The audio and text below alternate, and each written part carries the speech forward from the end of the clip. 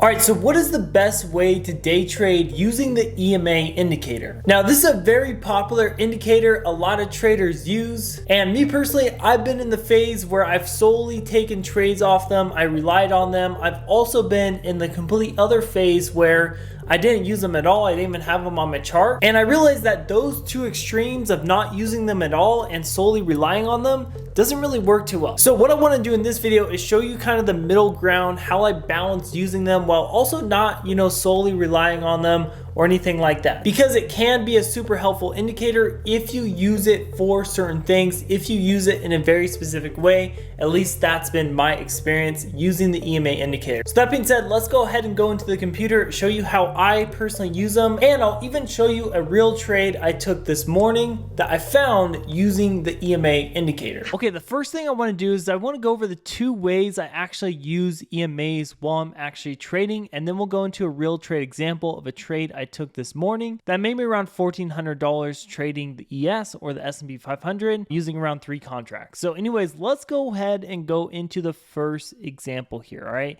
so the first way I actually use them is going to be to establish the trend of the actual market. This is the first thing I like to do during pre-market before I actually take a trade. I want to know the macro picture of what's actually going on. So for example, as you can see, this is the ES, the S&P 500. I trade futures for those of you that don't know, but you can apply the same thing to options and SPY or whatever you're trading. Doesn't really matter there. But anyways, as we can see, let me first just go over my settings. As you can see, I have the simple moving average pulled up and it's a 200 days. So if you just type in simple moving average, double click on this and then go to the settings icon right here. And then you're just going to put 200 for length. You're going to press OK and press save. Okay, so one thing you have to keep in mind with EMAs, it's not like VWAP, right? VWAP will stay the same. VWAP is the pink line. It's based on volume.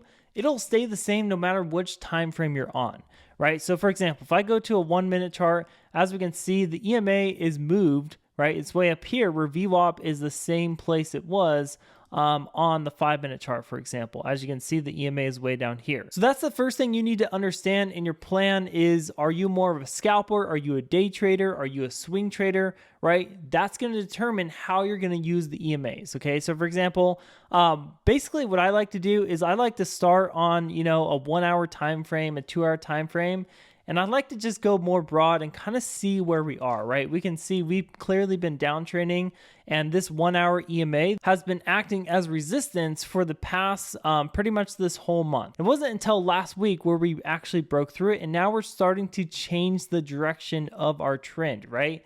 So before all this, if you just pretend none of this was here, we can see we're clearly in a downtrend, okay? So that kind of tells me the trend of the market.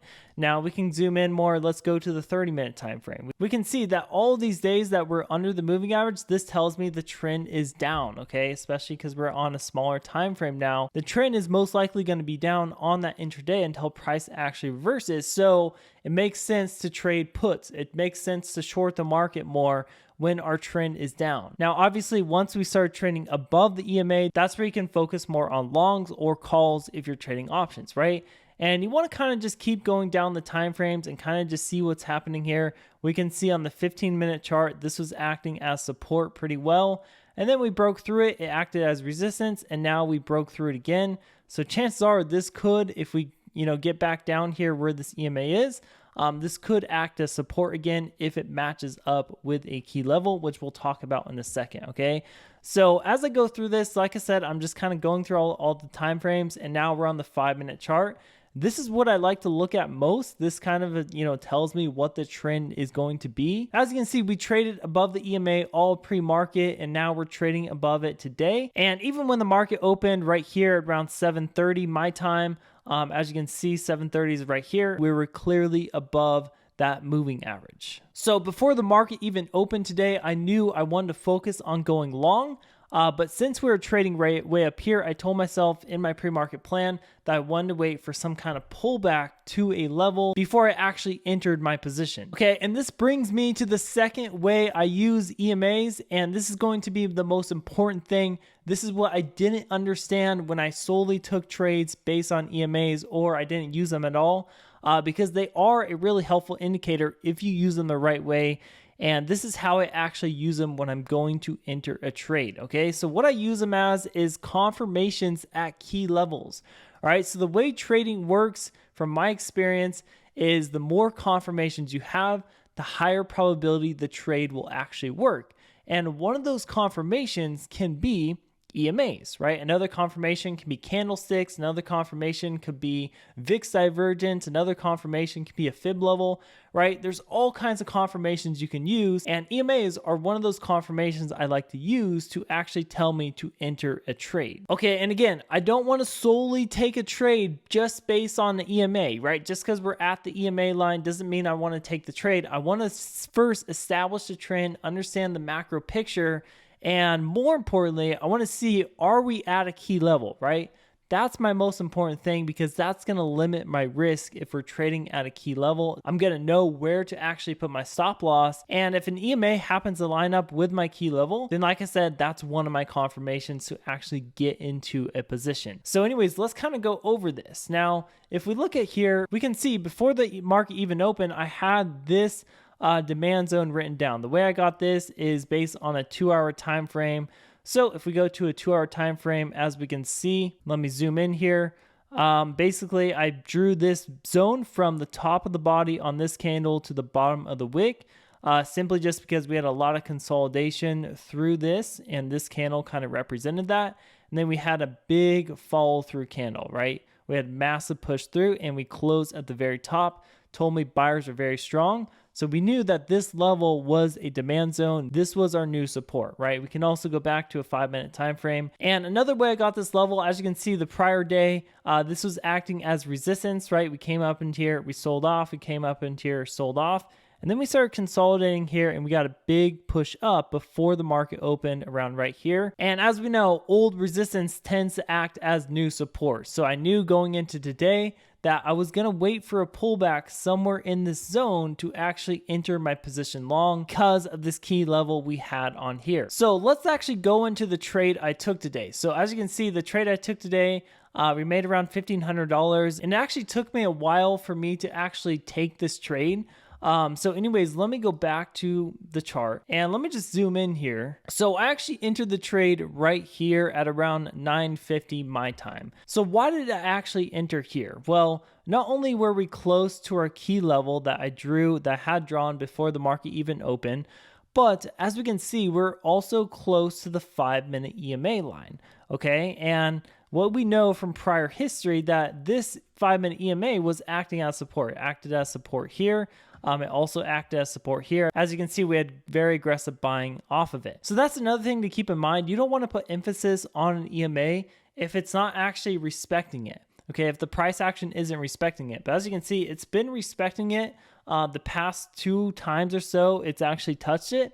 So chances are this third time it touched it, it would respect it again, especially since we're at this key level or we were near it, right? So that was basically one of my confirmations. So basically the way I trade is, for one, we have to be at a key level. And other than that, I need, 2 or 3 more confirmations, right? One of the confirmations was we had this 5-minute EMA at the key level. So that's one confirmation. Another confirmation I saw was we had this 5-minute reversal candle. Okay, so we had 2 5-minute reversal candles here. And if we actually go into a 1-minute chart, okay, so we're gonna go on a smaller time frame now, we can see that we also had a little bit of a double bottom. So kind of once I saw this big move up, we kind of formed this little double bottom. This is where I actually entered my position, and I was able to ride this up to here. I was able to trim some of my contracts here, and then as you can see, we pulled back, we held this level. I kept my stop loss, a few points below the lows. And as you can see, we ripped back up to new highs on the day, and I was able to trim my last contract close to this resistance level that we had from earlier. So this is a perfect example of an A+ setup. I'm sure you hear that word A+ setup all the time. I never knew what that meant because I used to take trades based on one thing.